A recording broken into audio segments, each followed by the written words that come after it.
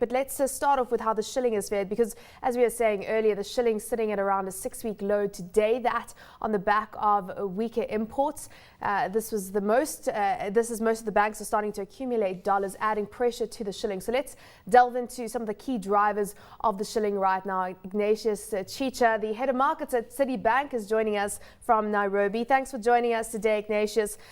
So just give us your view right now on what has sent the shilling to these weaker levels. I mean, why are we seeing this positioning specifically on the dollar front? Are markets positioning for more shilling weakness from here on out?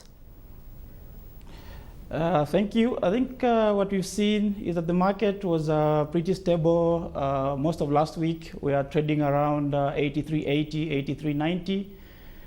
Then this week we saw demand mostly from the energy sector, and that kind of caught the market short when the market players were either sitting square or relatively short. So we saw some massive interbank demand to cover the sudden demand in the market.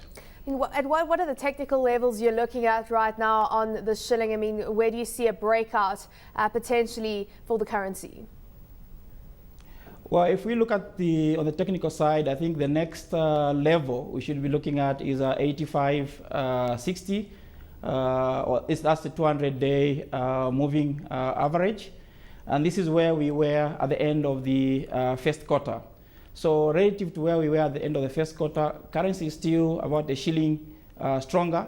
But I think that's the next level we'll be targeting. It would be difficult to get there because I think if we look at the flows, we are seeing a lot of offshore flows coming in both the equities market and the securities market, looking to pick up yield. Central bank as well have a significant amount of reserves, currently sitting at 5.8 billion, which is just over 4 months of import cover. So enough to defend the currency should the move be sharp. Let's just look at just action in the repo market today, because the central bank wanting to drain 13 billion shillings from the market and then only ultimately getting bids there for 1.9 billion shillings. So why that poor repo auction today?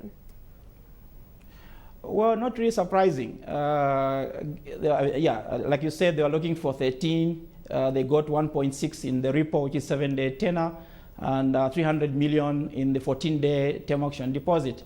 I think what we are seeing is the banks now looking to lock in yield in either the 182 days or 364 days. I think when the results are out later today, we will see that I think today's auction, there would have been very aggressive bids in the 364-day tenor.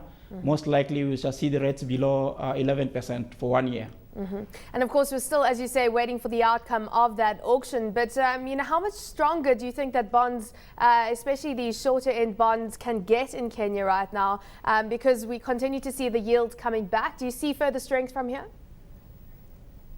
We should see further strength. I think once the 1 year goes below 11%, it will drag the 2 to 5 year paper to somewhere in the region of, I think the 2 year we should see it somewhere around 10.50, 10.75. And we should see a lot of activity up to the 5 year paper, especially that this month the central bank and the treasury have only auctioned a 20-year bond with 10 billion shillings on offer. Turning our attention back to the shilling and looking at a more medium-term outlook on the shilling right now, what's your sense as to how stable the shilling is around these levels? Because 84, 85, as you say, whether it is trading around these levels, still means that the shilling is stronger this year and has held on to its gains so far. Do you see the shilling continuing to trade at these levels, or do you think that the current account is going to start rearing its head as a potential drag on the currency? Well, the way we see it, I think the impact of the current account deficit, which is up 30% year on year in by February, is that it will drag the currency, but I think this will be a mid-term to long-term impact. But for the short term, I think the currency will remain pretty resilient.